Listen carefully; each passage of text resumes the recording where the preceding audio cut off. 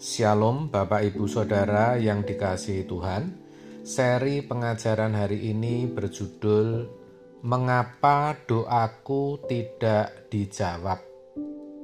Ketika kita sedang mengalami pergumulan, apakah itu sedang dalam keadaan sakit, kesulitan keuangan, atau rumah tangga yang lagi bermasalah, biasanya orang-orang di sekitar kita, bahkan pendeta pun memberikan nasihat yang sama. Coba berdoa. Begitu. Ada juga yang berkata, sudahlah, yang penting kamu sungguh-sungguh percaya kepada Tuhan. Biasanya kita diam, tapi kadang kita jengkel juga dengan kata-kata seperti itu.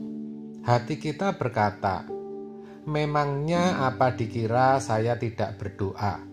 Tidak usah diminta pun saya sudah berdoa. Kamu tidak tahu bahwa percayaku itu nggak kalah sama kamu. Aku itu sudah benar-benar percaya kepada Tuhan. Begitulah perasaan kita, sebab kita sendiri juga bertanya-tanya, kenapa ya kok Tuhan sepertinya diam, senyap?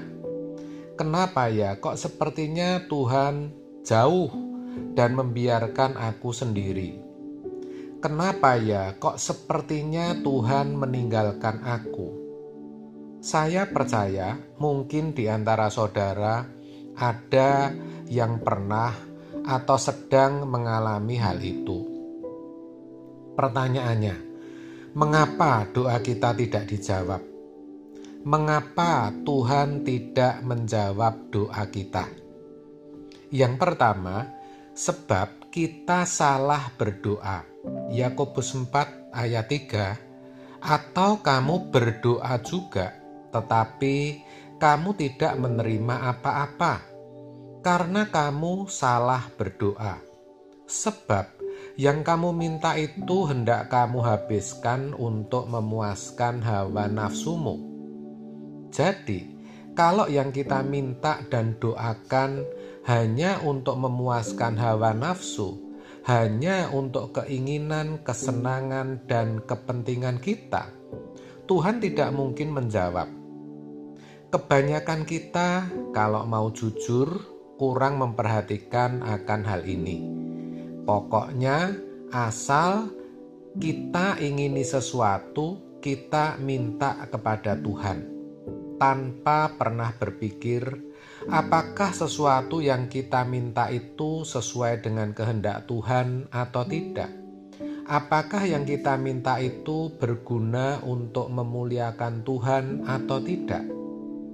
Yang ada di pikiran kita, kalau kita minta, Tuhan beri. Kita nggak mau tahu perasaan Tuhan, sekalipun yang kita minta itu membahayakan keselamatan jiwa kita. Pokoknya kita minta dulu. Dan ketika Tuhan tidak kabulkan, kita kecewa. Bahkan sering kita lalu menjauhi Tuhan. Sebenarnya itu sikap melawan Tuhan, tapi kita tidak menyadarinya. Sebaliknya, kalau yang kita ingini dan kita minta sesuai dengan pikiran dan perasaan Tuhan, untuk kepentingan Tuhan, untuk memuliakan Tuhan, Tuhan tidak mungkin tidak menjawab. Jikalau kamu tinggal di dalam aku dan firman-Ku tinggal di dalam kamu, mintalah apa saja yang kamu kehendaki dan kamu akan menerimanya. Yohanes 15 ayat 7. Saudara, orang yang tinggal di dalam Tuhan artinya satu pikiran dengan Dia. Firman-Nya tinggal di dalam dirinya, artinya hidupnya dikuasai firman, hidupnya mengenakan firman. Maka apa saja yang dikehendaki, yang didoakan oleh orang yang seperti ini, pasti Tuhan berikan. Sebab apa? Sebab yang diminta tidak mungkin tidak sesuai dengan kehendak Tuhan. Yang kedua, masih ada dosa dan kejahatan dalam diri kita. Yesaya 59 ayat 1-2 mengatakan, sesungguhnya tangan Tuhan tidak kurang panjang untuk menyelamatkan, dan pendengarannya tidak kurang tajam untuk mendengar.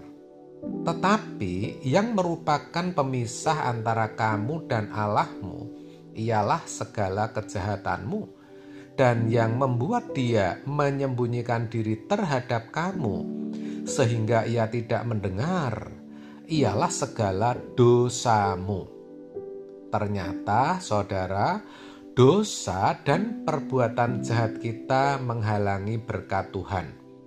Tuhan jadi tidak bisa memberikan apa yang kita minta kalau masih ada dosa dan kejahatan dalam diri kita. Dosa itu kemelesetan, hamartia, tidak sesuai dengan pikiran, perasaan, dan kehendak Tuhan. Pikiran jahat, pikiran yang tidak senonoh, perasaan benci, dendam, iri hati, kecewa, sombong, mudah tersinggung, marah, mempercayai kekuatan sendiri. Semua itu dosa dan tidak sesuai dengan kehendak Allah. Sedangkan perbuatan jahat atau kejahatan adalah sikap melawan Allah. Segala perbuatan yang tidak sesuai dengan yang Tuhan kehendaki itu jahat. Maka jangan membalas kejahatan dengan kejahatan. Jangan berbuat yang najis, sebaliknya kejarlah kekudusan. Jangan ada perkataan kotor dari mulut kita. Hormati dan hargai keberadaan Tuhan. Jangan membeda-bedakan sesama. Jangan meremehkan orang. Dan masih banyak lagi saudara perbuatan dosa. Yang penting, kalau kita sungguh-sungguh mau hidup kudus, tidak bercacat dan tidak bercela, Roh Kudus pasti menolong. Dan yang tidak kalah penting saudara, jangan mencintai dunia. Orang yang mencintai dunia itu jahat di mata Tuhan. Saya ulang, orang yang mencintai dunia itu jahat di mata Tuhan. Sebab Allah kita adalah Allah yang mengingini segenap hidup kita, dan Dia tidak mau diduakan. Itulah sebabnya saudara, kalau kita mau menerima apa yang kita doakan, kalau kita mau Tuhan menjawab seru doa kita, kita harus melatih kepekaan kita agar kita bisa mengerti pikiran dan perasaan Tuhan. Lalu kita berjuang untuk menjauhi yang jahat serta meninggalkan percintaan dunia. Amin. Tuhan Yesus memberkati.